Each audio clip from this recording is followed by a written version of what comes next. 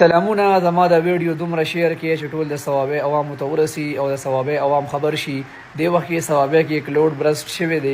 او آسماني توپان وته وای د وبو په شکل کې راغلي دي 12 کورونه مکمل طور سره ډوب کړل د 15 نه زیات کسان پکې شهیدان شوي دي خبر ډېر ګډوډ طرف ته روانه ده ډېر خلک پکې لاپته دي لا پوره پته نه لګي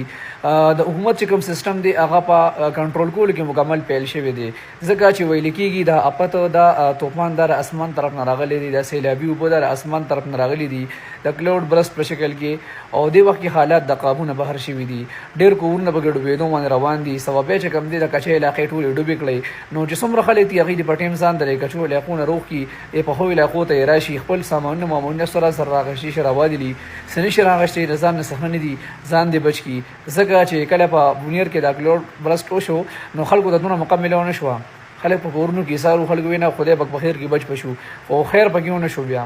سیستم د ګوتنه وته نو ارسه تباہ کړل نو ثوابه خلکو سره چې کوم دی وخت مقدس ځان محفوظ مقام ته ورسوي حالات ته نور خرابيږي دغه نه مخې ته ځان محفوظ کې ډېر مهرباني دا پیغام د مخ کې شیر کې خوشاله اوسئ مننه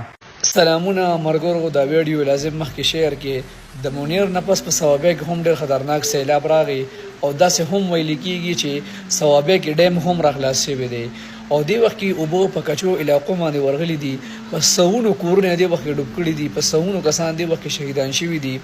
زخمیانو تعداد چې کوم دی هغه د حد نه سیوا شوی دی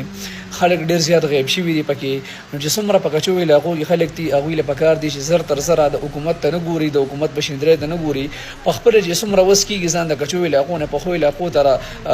راواړي خپل مملکت ځان سره راړولي چې خپه خاکو نشي راړولي د خپل ځان نه څه هم قیمتي نه دي خپل ځان نه بچ کی مال بیا هم راځي ځان بیا نه راځي دی وخت کې د حکومت ته اشاره دی چې حکومت پر راځي او موږ په کراینونو کې اړي یا بل څه به راځي هلیکاپټر وغیره دې ته انتظار مه کوئ ځانونه په وخت چې کوم دی محفوظ مقام ته ورسوي ځکه چې دی وخت کې دا څنګه پلو د اوبو را روانه ده دا د وس نه بار ده ډېره خطرناک طرف ته چې کوم دی حالات روان دي کچه کورونه مکمل داسې ډوبوي لکه بالکل اسم ورته نه ښکاري نو دی وخت کې دا ویډیو چې کوم دی لازم مخکې شیر کې فارورډ کړئ چې دغه ځای کې څومره مطلب په کچو علاقو کې په سمندري علاقو کې خلک دي ځان په وخت چې کوم دی په خو علاقو ته بوځي او ځانونه بچ کړي مال بیا هم راځي شي خو ځان بیا نشي راتلی مهرباني